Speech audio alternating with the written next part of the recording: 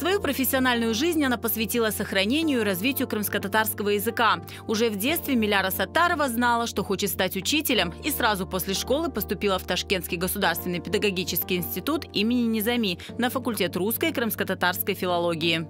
Уже в студенческие годы Миляра Ханум стала активной участницей крымско-татарского национального движения. Ришат Ага Джамилевна, Ангмах Мункон, Эди Ханум Мурадасилова, Яни Джамилева, Асан Ага, Шевкет Хайбулаев, Синавер Кадыров, Ришат Аблаев. Олар бізден біраз бұйық еділер, ве бізні бұл әрекетке желп етеділер. Нелер біз япа едік. О вақыт біңлерінен мұражатлар yazıla еді, ве бұл мұражатлар халқының адынан кетеді, ве әлбетте бұл мұражатлар астында имзалар топланылмақ керек еді. Біз университет, институт бойынша, де евге қайтқанда бұл имзаларны yüzлерінен топлай едік. Ве чешет тедбірлер, медениетінен, қырым-татар медениетінен, санатінен бағлы тедбірлер әлбетте тешкіл етедік. В 1986 году начался путь учителя в Гулистане.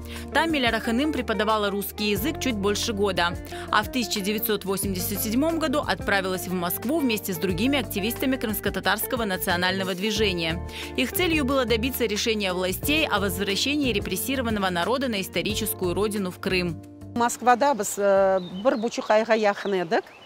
Биңден зияде адам анда фаал чешет акцияларда иштирак еткен еді.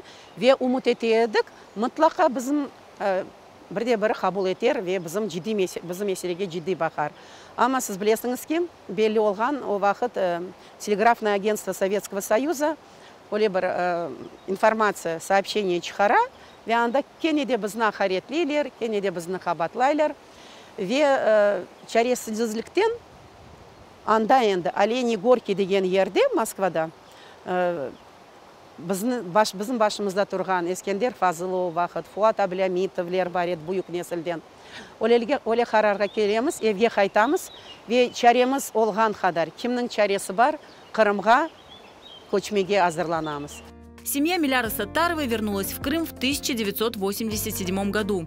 Получив прописку через 2 года, она устроилась учителем крымско-татарского языка в гвардейскую школу. Оттуда и начался ее профессиональный путь.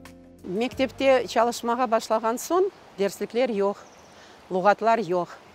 Тұшыны бақтық, ве кенеде Крым-татар тілологиясы менің доғымышта там Сания Сетарованен оле бір fikirге келдік. Отырықта башлайық өзіміз біршілер yapmaға. Елімде Крым-татар тілінің ресімлі луғаты. Бұл бірінші башлангыч сыныфлар үшін yapılған оле бір құланма.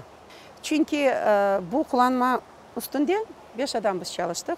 Bu Венера Бекирова, Эльмира Бекирова, Шевкет Хайбулаев, Сания Сетарова, Вемен. Этот словарь был издан в 1992 году в Литве тиражом 10 тысяч экземпляров. За 40 лет работы Миляра Саттарова с коллегами выпустила около 40 учебников, методических и учебных пособий, словарей и хрестоматий. Ve bugün de bu hareket devam etti. Bugün de biz kuryaşımızı devam etmemiz. Tilini saklamak için. Çünkü til degende bu til şimdi bizim kimligimiz, urbalarımız айтмай milletini göstermeye. Tek tilimiz ve dinimiz kim olganımızı gösteriyor. Ve en zengin bizim degerligimiz, ana babalarımızdan, dedelerimizden kalgan asabalık bu bizim tilimiz. Biz onu korçalamak gerekmiz. Bizim tilimiz, bizim gururumuz yaşlar için olmak gerek. Olar ana tilinde unutmayıp laf etmek gerekler. Ve Kur'an'da sağlam muhit olsa, bala öz tarihini, medeniyetini, adetlerini bilse, biz sağlam bir millet oluruz ve inşallah umut etemiz ki bizim hakiki devletçiliğimiz olur.